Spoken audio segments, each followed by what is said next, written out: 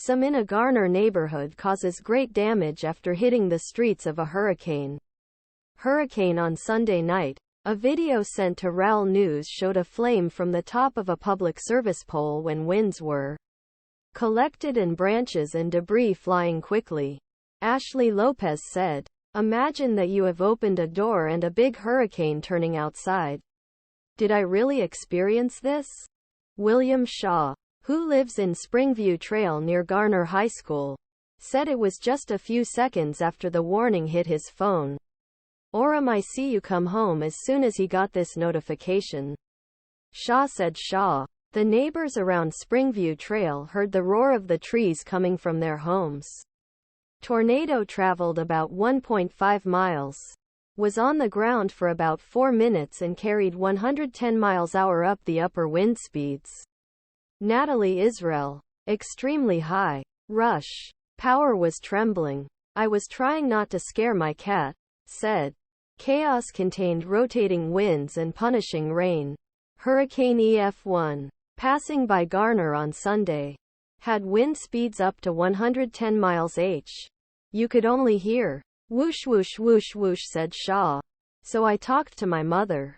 Go to the bathroom. Asta. On oxygen. So I told him, go to the bathroom. Shelter Aldot and I do this.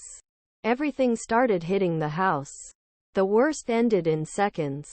Shaw then went out to find out that the cars were almost crushed and a neighborhood changed permanently. Fortunately, there was no injury, but many of them were broken at the weekend.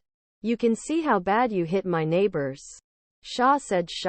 Along the Buckhorn Road, Old Buckhorn Road and Ford Gates Drive, at least 8 houses and huts were damaged. Some houses were almost half. Ivory and Ivan Cunningham live right next to him and went through injury.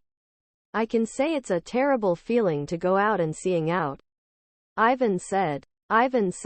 Actually, hear the debris and you look outside and can't see anything, Ivan said. Only open white. There are wires there. Stop the lights and limbs hang, Garner council member said. Garner officials, including Matthews, have visited the damage and encourage people to stay away from the region if possible.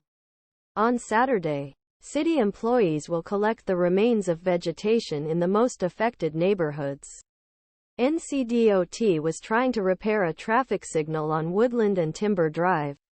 Let him do fire and rescue work, Matt Matthews said. 2 hours after the storm, people are already in to relieve the damage.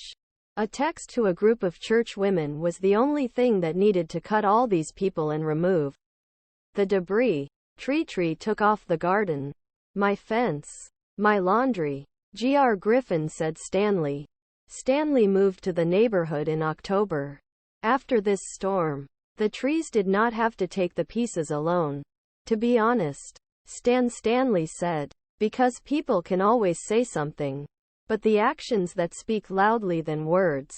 So knowing that I have all the people who will help me to help all these people is really talking a lot. Garner Higg.